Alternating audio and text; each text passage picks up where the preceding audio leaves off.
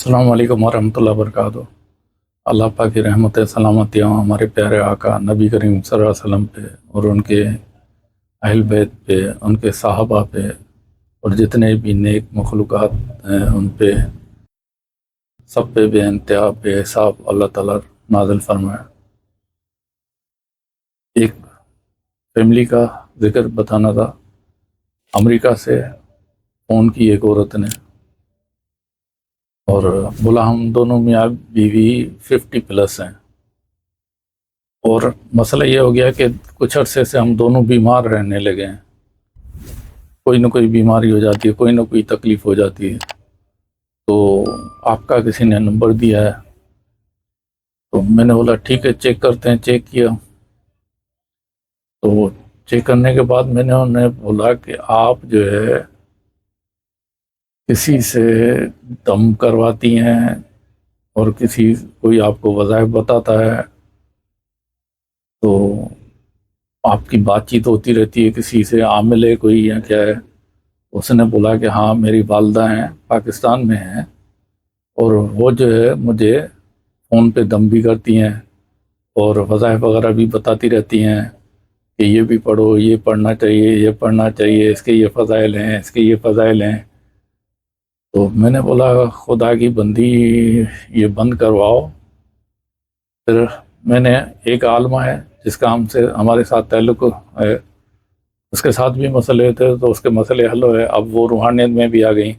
اب اگر عورتیں ہم سے رابطہ کرتی ہیں تو ہم عورتوں سے ہی رابطہ کروا دیتے ہیں ان کا، تاکہ وہ عورتوں سے ہی معلومات لیں، وہی ان کو سمجھائیں طریقے سے، اور پاکائی کے مسئلے بھی دیکھیں اور دوسرے مسئلے بھی اگر ان کے کوئی ہیں تو وہ بھی دیکھیں، تاکہ ان کو وہ سمجھا سکیں کہ پاکائی کس طرح رکھنی ہے، عورتوں کو کیسے غسل کرنا ہے، کیا ہے، سارے مسائل ان کو سمجھائیں۔ تو بہرحال ان کو میلادی کال میں نے بولا ان کو آپ سمجھائیں، بہرحال، اور ان کی والدہ سے بھی بات کریں، ان کو بولیں کہ والدہ کو بھی ملائیں، ان کی والدہ کو بھی آپ سمجھائیں۔ بہرحال انہوں نے ان کو سمجھا دیا سارا کچھ، تو وہ الحمدللہ صحیح ہو گئے میاں بیوی۔ تو مسئلہ یہ ہے کہ ہمارے ملک میں عطائی ڈاکٹر جیسے ہیں نا، عطائی ڈاکٹر ہیں، یہاں جعلی ڈاکٹر ہیں، یا ایسے بھی ڈاکٹر ہیں جو کمائی کے پیچھے لگے ہوئے ہیں، بس ان کا مقصد صرف مال بنانا ہوتا ہے۔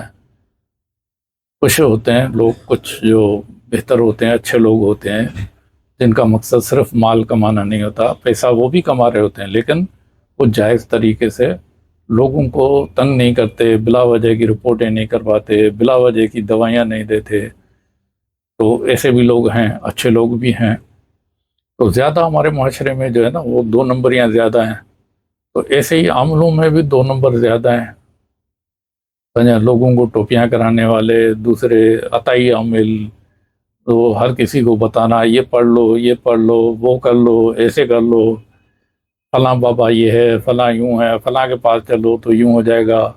تو ہمارے یہاں بھی عطائی مسئلے بہت ہیں، اور ہمارے یہاں تو فیکٹریاں لگی ہوئی ہیں ہر جگہ، ہر چیز کی جلی فیکٹریاں بھی لگی ہوئی ہیں، ہر چیز لگی ہوئی ہے۔ تو مطلب ہمارے معاشرہ سارا بگاڑ کی طرف جا رہا ہے، اس لیے جا رہا ہے کہ یہ ان چیزوں پہ جو مخلوقات آتی ہیں وہ ہمیں تنگ کرتی ہیں، وظائف پہ یا تعویذات پہ یا دوسری چیزوں پہ وہ ہمیں تنگ کرتی ہیں۔ تو اس لیے بہتر ہے کہ ان چیزوں سے پرہیز کرے۔ عام مسلمان کو چاہیے کہ 5 وقت کی نماز پابندی سے پڑھے، اور قرآن شریف جو ہے تلاوت رکھے، شروع سے لے کے سورہ فاتحہ سے لے کے بناس تک قرآن شریف کی تلاوت کرتا رہے۔ اس میں روزانہ آدھا سپارہ پڑھے، 1 سپارہ، جتنا پڑھ سکتا ہے سکون کے ساتھ بیٹھ کے پڑھے، سمجھنا۔ اور بہتر یہ ہے کہ جو صحابہ کا عمل تھا، صحابہ کا عمل بھی اکثریت یہ تھا، کثرت سے نماز کی پابندی تھی اور قرآن شریف کی تلاوت ہوتی تھی، تو اس کو اپنائیں، اس کا معمول بنائیں۔ اور اگر کوئی مسئلہ ہے، پریشانی ہے، تو 2 رکعت پڑھ کے اللہ تعالیٰ سے دعا مانگے کہ یا اللہ جس وجہ سے یہ پریشانی ہے وہ ہم پہ ظاہر کر، تاکہ ہم اس کو، مسئلے کو، اگر ہم میں کوئی کوتاہی ہے، کمی ہے، کوئی برائی ہے، کوئی غلطی ہے، تو ہم اس کو دور کریں جس کی وجہ سے ہمیں پریشانی آئی ہے۔ تو انشاءاللہ تعالیٰ اللہ پاک آسانی کرے گا سب کے لیے۔